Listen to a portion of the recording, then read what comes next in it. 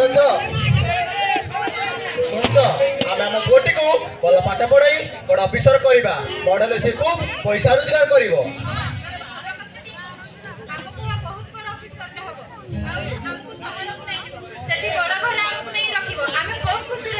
ଠିକ ଅଛି। ବାପା ମା କୋଉଠି ଅଛ? ଆରେ ପୁଅ କଣ ହେଲା?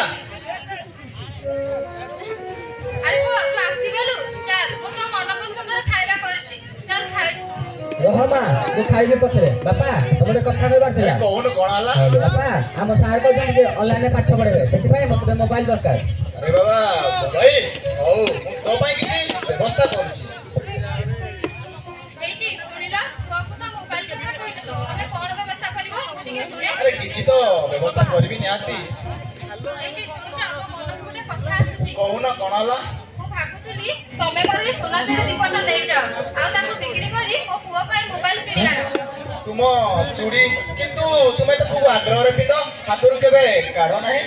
ତମେ ସେ ସବୁ କଥା ଛାଡ, ମୋ ପୁଅ ପାଇଁ ମୋବାଇଲ କିଣିବା ବ୍ୟବସ୍ଥା କର। ହଉ ଠିକ ଅଛି, ତମ ଖୁସି, ତାହେଲେ ପୁଅ ପାଇଁ ମୋବାଇଲଟି ଆଣିବା। ଦେଖାଅ ତ, ଭଲ ଲାଗୁଛି। ସାଗର, ଏ ସାଗର। ହଁ ମା। ବାପା ତୋ ପାଇଁ କଣ ଆଣିଛନ୍ତି ଦେଖ।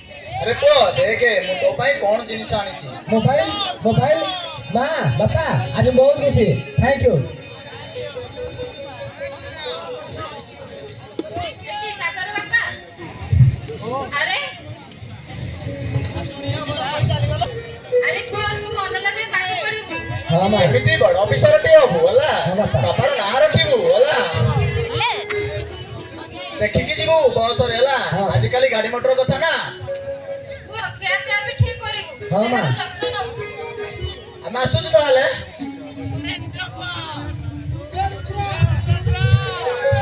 ପୁଅ ଆସିଲାନି କଣ? ଆରେ ପୁଅ ତୁ ଆସିଗଲୁ, ତୋର ପରୀକ୍ଷା ଫଳାଫଳ କଣ ହେଇଛି? ମା ମୋ ପରୀକ୍ଷା ଫଳ ଭଲ ଅଛି। ବାପା ତମେ ଗୋଟେ କଥା କହିବାର ଥିଲା। ଆରେ ପୁଅ କହୁନୁ କଣ ହେଇଛି? ବାପା ମୋର ସରକାରୀ ଚାକିରି ହେଇଯାଇଛି, ଭଲ ଦରମା ବି ଦେବେ। ଏ ଭଗବାନ ମୁଁ ଆଜି ବହୁତ ଖୁସି। ଏତେ ଦିନ ପରେ ଭଗବାନ ମୋ ଡାକ ଶୁଣିଛନ୍ତି। ଆରେ ପୁଅ ଏଥର ତୁ ଆମର ସବୁ ସ୍ୱପ୍ନ ପୂରଣ କରିବୁ। ହଁ ମା ହଁ ବାପା ଏଟା ତମ ସବୁ ସ୍ୱପ୍ନ ପୂରଣ କରିବି। ଠିକ ଅଛି। ଏଇଠି ସାଗର ବାପା, ପୁଅର ତ ବଡ ଚାକିରି ହେଇଗଲା, ଭଲ ପଇସା ବି ମିଳୁଛି, ଏବେ ତାର ବାହାଘର ବ୍ୟବସ୍ଥା କର। କୋଉଠି ଗୋଟେ ଝିଅ ଦେଖ। ବାହାଘର? ଆରେ ସାଗର ମା ତୁମକୁ ମୁଁ ସମାନତା ବାବୁ ଝିଅ ମାନସିକତା କହୁଥିଲି ନା, ସେ ବହୁତ ସୁନ୍ଦର ଓ ବହୁତ ଭଲ। ଆମ ସାଗର ପାଇଁ ପ୍ରସ୍ତାବ ରଖିଲେ କେମିତି ହୁଅନ୍ତା କହିଲ? ଭଲ ହୁଅନ୍ତା, ତାହେଲେ ତମେ ସୋମନାଥ ବାବୁଙ୍କୁ ଖବର ଦିଅ, ଆମେ କାଲି ଯାଇ ଆମ ପୁଅ ପାଇଁ ତାଙ୍କ ଝିଅର ହାତ ମାଗିବା। ହଉ ଠିକ ଅଛି, ମୁଁ ଯାଉଛି ସମାନତା ବାବୁଙ୍କ ଘରକୁ ଖବର ଦେଇ ଆସିବି। ଯାଅ।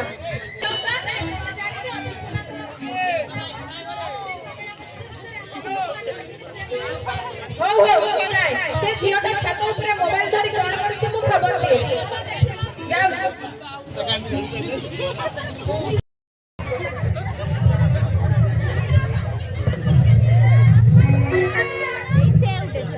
ମା ମାନି, ତତେ ଯିଏ ଯାହା ପଚାରିବ ସବୁ ତୁ କରିଛୁ ବୋଲି କହିବୁ, ଆଉ ସବୁ ସତ କହିବୁ। ମମ୍ମି ମୁଁ ସବୁ ଓକେ କରିଦେବି। ଆରେ ସୋମନାଥ ବାବୁ ଖିଆପିଆ ତ ସବୁ ସରିଲା, ଏବେ ଝିଅକୁ ଡାକନ୍ତୁ। ଆଜ୍ଞା। ଆରେ ଶୁଣ ଝିଅକୁ ଧରିକି ଆସ। ହଁ ହଁ। ଝିଅ ଝିଅ ବାହାରେ ବାହାରେ କର।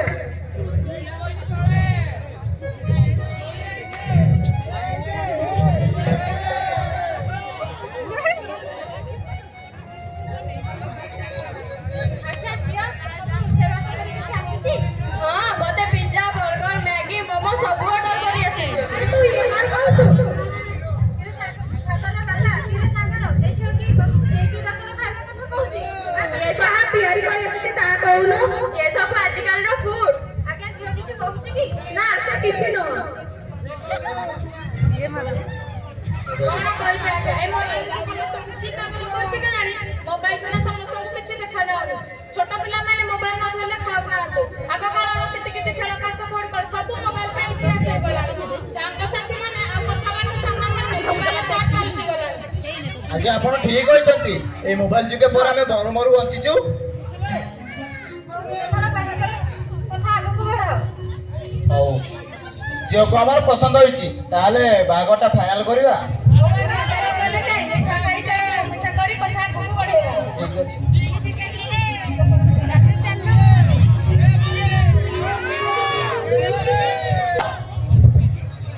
ବାପା ମାନସିକ ନାହିଁ ମୁଁ ବାହାରେ କହିବି। ଆରେ ପୁଅ ତୋର ଘରେ କିଛି ଅସୁବିଧା ହେଲା କି? ନାଇଁ ବାପା ମାନସିକ ମୋର ଗୋଟେ ନୂଆ ସଂସାର ଆରମ୍ଭ କରିବୁ ସେଥିପାଇଁ କହୁଥିଲି। ଆରେ ତୁ ଆମର କିଛି ଭୁଲ ହେଇଯାଇଛି ତୁ ଆମକୁ ଛାଡି ଯିବା କଥା କହୁଛୁ ତୋ ଛଡା ପୁରା ଆମର କେହି ନାହିଁ। ଓ ମା ସବୁବେଳେ ତ ସେ ବାଜେ କଥା ତମ ଦୁଇଙ୍କ ଯେତେବେଳେ ଇଚ୍ଛା ହବ ଆମ ପାଖରେ ଯାଇ ଆସିପାରିବ। ହଉ ହଉ ଥାଉ ତୁ ବାହାରେ ଯାଇ ଖୁସିରେ ରହ। ତାହେଲେ ଆମେ ଆସୁଛୁ।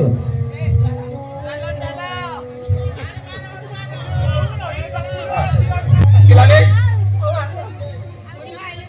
ବାପା ଆମେ ଗୋଟେ ନୂଆ ଘରଟେ କିଣିଛୁ। ଆମେ ସେଠିକି ଯିବା ପୂର୍ବରୁ ଘର ଜିନିଷ ପତ୍ର ପ୍ୟାକିଂ ପତ୍ର କରିବାକୁ ପଡ଼ିବ। ତମ ଖିଆ ପିଆ ଏପଟ ସେପଟ ହୋଇଯାଇପାରେ। କ'ଣ କହୁଥିଲି କି ମୋ ସାଙ୍ଗର ବାପା ମା ଗୋଟେ ବୃଦ୍ଧାଶ୍ରମରେ ଅଛନ୍ତି। ଯଦି ତମେ କିଛି ଦିନ ପାଇଁ ସେଠି ରହିଯାଆନ୍ତ ମାନସର ମୋର ତମକୁ ଯାଇ ଆଣିବ ଭାରି। ପୁଅ କ'ଣ କହୁଛି? ସେ ଠିକ କଥା କହୁଛି। ଆରେ ପୁଅ ତୁ ଠିକ କହିଛୁ ଆଜି ଉଚ୍ଚ ଶିକ୍ଷିତ ହେଇଗଲୁ ବୋଲି ତୁ ଆମ ପାଖକୁ ଛାଡି ଚାଲିଯିବା କଥା କହୁଛୁ। ଆମେ କ'ଣ ତୋ ପାଇଁ ବୁଝ ଛୋଟରୁ ଆଜି ଯାଏ ତୋ ଖୁସି ପାଇଁ ଆମେ ସବୁ କିଛି କରି ଆସୁଛୁ। କେବଳ ଆମେ କାହିଁକି ଏ ଦୁନିଆର ସବୁ ବାପା ମା ତାଙ୍କ ଛୁଆ ପାଇଁ ଜୀବନକୁ ଉତ୍ସର୍ଗ କରିଦିଅନ୍ତି ନର୍କକୁ ଯିବାକୁ ବି ପଛାନ୍ତିନି। ଆଉ ଆଜି କ'ଣ ତୋ ଖୁସି ପାଇଁ ଆମେ ବୃଦ୍ଧାଶ୍ରମ ଯାଇପାରିବୁନୁ? ଚାଲ ତୁ ଆମକୁ ଯୋଉଠିକି ନେଇଯିବୁ ଆମେ ସେଇଠିକି ଚାଲିଯିବୁ। ଚାଲ ରେ ପୁଅ ଚାଲ। ଆରେ ପୁଅ ଆଶ୍ରମ ସେ କ'ଣ? ବାପା ଆଶ୍ରମ ତମ ଭଳି ପୁଅ ବାପା ମଧ୍ୟ ସେଠି ଖୁବ୍ ଆନନ୍ଦ ରହୁଛନ୍ତି। ଏଇଠି ସାଗର ବାପା ଆମେ କ'ଣ ତାକୁ ସଂସ୍କାର ଦେବାର କିଛି ଭୁଲ କଲେ କି ସେଥିପାଇଁ ସେ ଏମିତି କଥାବାର୍ତ୍ତା କରୁଛି?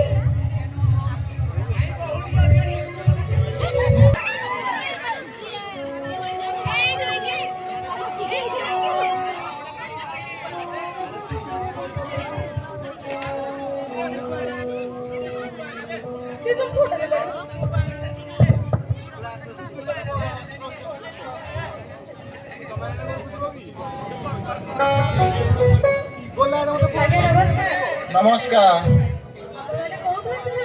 ଆଜ୍ଞା ଆମ ଘର ବାରିପଦା। ପୁଅ ଆମର ଭୁବନେଶ୍ୱରରେ ରହୁଛି। ସେଠି ସେ ବଡ଼ ଅଫିସର ଅଛି।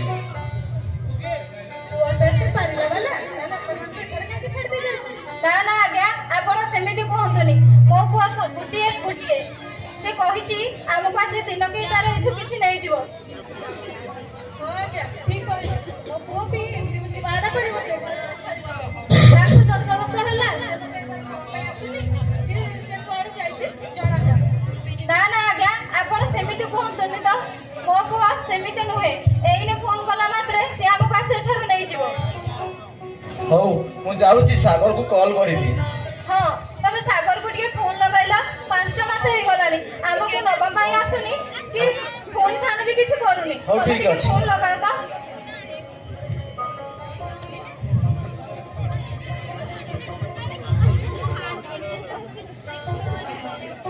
ହ୍ୟାଲୋ ଆରେ ସାଗର ବାପା କହୁଛି ରେ। ହ୍ୟାଲୋ ଆରେ ମତେ ହ୍ୟାଲୋ ଫୋନ ଦିଅ। ଆରେ ପୁଅ ବାପା କହୁଛି। ମତେ ଦିଅ ଫୋନଟା ମୁଁ ଟିକେ ମୋ ପୁଅ ସହିତ କଥା ହେବି। ହ୍ୟାଲୋ ସାଗର ମୁଁ ମା କହୁଛି। ହଁ ମା ନମସ୍କାର। ତୁ କେମିତି ଅଛୁ? ମୁଁ ବହୁତ ଭଲରେ ଅଛି। ଆଉ ସମସ୍ତେ କେମିତି ଅଛନ୍ତି? ମାର ଆମର ମିଟିଂ ଚାଲିଛି। ହ୍ୟାଲୋ ସାଗର ପୁଅ କ'ଣ କହିଲା? କାଇଁ କିଛି କହୁନି? ହ୍ୟାଲୋ ପୁଅ ସାଗର ହ୍ୟାଲୋ ହ୍ୟାଲୋ କଟିଗଲା କ'ଣ? ହଉ ଯାହା ଆମ ଭାଗ୍ୟର କଥା ତାକୁ ଟିକେ ସମୟ ମିଳୁନି ମା ସହିତ କଥା ହେବା ପାଇଁ ଏତେ ବ୍ୟସ୍ତ କାମରେ। ତା ଦେହ ଭଲ ନାହିଁ ଡାକ୍ତର ତମକୁ ମନା କରୁଛନ୍ତି ଇଆଡେ ସିଆଡେ ବୁଲିବା ପାଇଁ। ଚାଲ ତମେ ବିଶ୍ରାମ ନ। ପୁଅ ସାଗର ଯାଇଛି ଯେ ବାପାର ଦେହ ଖରାପ ତଥା କେବେ ଦେଖିବାକୁ ଆସିନି। ତା ତମେ ନାଗି ସବୁ କଥା ଛାଡୁନ। ତା ନାଗି ଆମେ କ'ଣ ନ କରିଛେ। ଘର ବିକି ଦେଇଛେ ପାଠ ପଢା ପାଇଁ।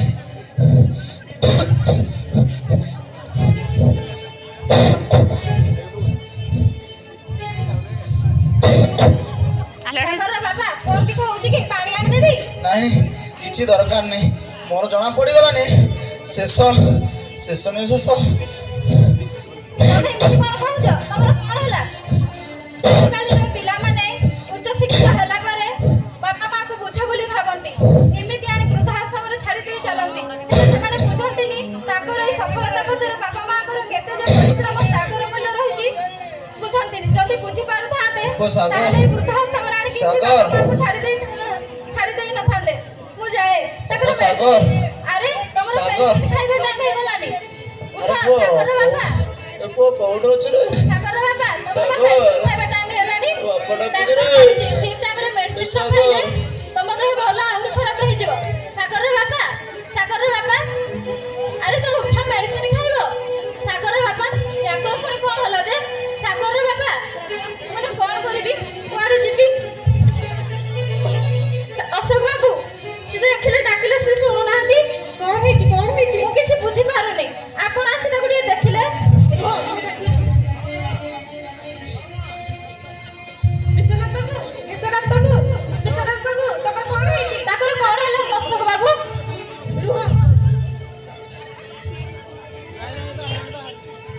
ଆରେ ଇଏ କଣ ହେଲା ବିଶ୍ୱନାଥ ବାବୁ ଆମ ଛାଡ଼ି ଚାଲିଗଲେ ନା ହେ ଭଗବାନ ସାଗର ବାପା କଣ ହେଲା ତମର ଉଠ ତମେ ମତେ ଏମିତି ଛାଡିକି ଚାଲି ଯାଇ ପାରିବନି ତମେ ବା କହିଥିଲ ଆମେ 7 ଜନ୍ମର ସାଥୀ ସୁଖ ଦୁଃଖର ସାଥୀ ଏକା ହିଁ ବାଟ ଚାଲିବା ତମେ ମତେ ଅଧା ବାଟରେ ଚାଲି ଯାଇଛ ଉଠ ତମେ ବା କହୁଥିଲ ପୁଅ ପାଖକୁ ଯିବ ମୁଁ ଚାଲ ତମକୁ ପୁଅ ପାଖକୁ ନେଇଯିବି କହୁଛି ପରା ଉଠ ମୁଁ ଡାକୁଛି ଶୁଭୁନି ସାଗର ବାପା ଉଠ କହୁଛି ଉଠ ସାଗର ବାପା ଉଠ କହୁଛି ଆରେ ତମେ ଉଠି ଯାଅ ନା ସାଗର ବାପା ହ୍ୟାଲୋ ସାଗର ତମେ କୋଉଠି ଅଛ ତମ ବାପା ଆଉ ଏ ଦୁନିଆରେ ନାହାନ୍ତି ତମେ ଯୋଉଠି ଅଛ ଏଠାକୁ ଶୀଘ୍ର ଆସ ଖାଉ ଅଶୋକ ବାବୁ ଖାଉ ତାକୁ ଆପଣ ଆଉ ଫୋନ ଲଗାନ୍ତୁନି ଯୋଉ ପୁଅ ତା ବାପାର ଶେଷ ସମୟରେ ଗୋଟେ ଫୋନ କଲ ଉଠେଇ ପାରୁନି ତାକୁ ଆପଣ ଆଉ କଣ ଜଣାଇବେ ତାକୁ ଆପଣ ଆଉ ଫୋନ ଲଗାନ୍ତୁନି ଆପଣ ଠିକ କହିଲେ ଏ ଦୁନିଆର ଏଇ ସବୁ ବାପା ମା ଯେତେବେଳେ ଆପଣ ଦୁନିଆର ଏଇ ସବୁ ବାପା ମାଙ୍କୁ ମୁଁ ଗୋଟିଏ କଥା ବୁଝେଇ ଦେବାକୁ ଚାହେଁ ଯେ ଆପଣ ଯେତେବେଳେ ବାପା ମା ହେଇ ଗୋଟେ ପିଲାଟିକୁ ଗଢ଼ିବେ ପ୍ରଥମେ ତାକୁ ପାଠ ପଢ଼ା ସହିତ ତା ପ୍ରତି ଥିବା ଅନ୍ୟ କର୍ତ୍ତବ୍ୟ ଗୁଡ଼ିକ ମଧ୍ୟ କରିବେ ଯଦି ଖାଲି ଉଚ୍ଚ ଶିକ୍ଷିତ କରିଦେଲେ ଯେ ପିଲାଟି ଭଲ ମଣିଷ ହୋଇଯିବ ତା ନୁହେଁ ବରଂ ତାକୁ ଭଲ ସଂସ୍କାର ଦେବାକୁ ପଡ଼ିବ ଯଦି ସେ ସଂସ୍କାରରେ ଗଢ଼ିତ ହୋଇଥାଏ ତାହେଲେ ସେ ତାର ଠିକ କର୍ତ୍ତବ୍ୟ ବୁଝିପାରିବ ଠିକ ତୁଲାଇ ପାରିବ ତେଣୁ ପ୍ରଥମେ ସଂସ୍କାର ତାପରେ ଶିକ୍ଷା ଯଦି ଶିକ୍ଷା ସହିତ ସଂସ୍କାର ନଥାଏ ତେବେ ସବୁ ବାପାଙ୍କର ଶେଷ ଠିକଣା ବୃଦ୍ଧାଶ୍ରମ ଆପଣ ଠିକ କହିଲେ ପୁଅ ହୁଅନ୍ତୁ କି ଝିଅ ସମସ୍ତଙ୍କ ପାଇଁ ସଂସ୍କାର ପ୍ରଥମ ଶିଖାଇବା ଦରକାର ନହେଲେ ଏମିତି ବାପା ମା ସବୁବେଳେ ଏମିତି ପିଲାଙ୍କ ପାଇଁ ସବୁ କିଛି କରିଦେବେ କିନ୍ତୁ ତାଙ୍କ ବାପା ମା ତାଙ୍କ ଦାୟିତ୍ୱ ତାଙ୍କ କର୍ତ୍ତବ୍ୟ ସବୁ ତୁଲେଇ ସାରିଲା ପରେ ବି ତାଙ୍କ ପିଲାମାନେ ତାଙ୍କ ସେଇ ଆଗକୁ ବୁଝିପାରିବେନି ସବୁ ବାପା ମା ସମସ୍ତେ ତାଙ୍କର ଏତେ ଗୁଡ଼ିଏ ପିଲାମାନଙ୍କୁ କେତେ ଯେ ଖୁଆଇ ପିଆଇ ତାଙ୍କ ଆବଶ୍ୟକତା ତାଙ୍କ ଅଭିଯୋଗ ସବୁ ପୂରଣ କରି ସବୁ କିଛି କରିଦିଅନ୍ତି ତାଙ୍କ ଜୀବନକୁ ଉତ୍ସର୍ଗ କରିଦିଅନ୍ତି କିନ୍ତୁ ସେଇ ପିଲାମାନେ ତାଙ୍କର ଦୁଇଟି ମାତ୍ର ବାପା ମାଙ୍କୁ ସେମାନେ ତାଙ୍କର ବୋଝ କରି ଭାବନ୍ତି ଆଉ ସେମାନେ ବୃଦ୍ଧାଶ୍ରମରେ ଛାଡ଼ି ଦେଇ ଯାଆନ୍ତି ସେମାନେ ଭାବିବା ଦରକାର ସେମାନେ ଜାଣି ରଖିବା ଦରକାର ସମୟ ସମସ୍ତଙ୍କର ସମାନ ନଥାଏ ସେମାନେ ବି ଦିନେ ଏଇ ବୃଦ୍ଧାଶ୍ରମକୁ ଆସିବେ ସେତେବେଳକୁ ତାଙ୍କ ପିଲାମାନେ ଏଇ ଛାଡ଼ି ଦେଇ ଯାଇପାରନ୍ତି ତେଣୁ ସେମାନଙ୍କର ଶେଷ ଠିକଣା ବୃଦ୍ଧାଶ୍ରମ ହୋଇଯିବ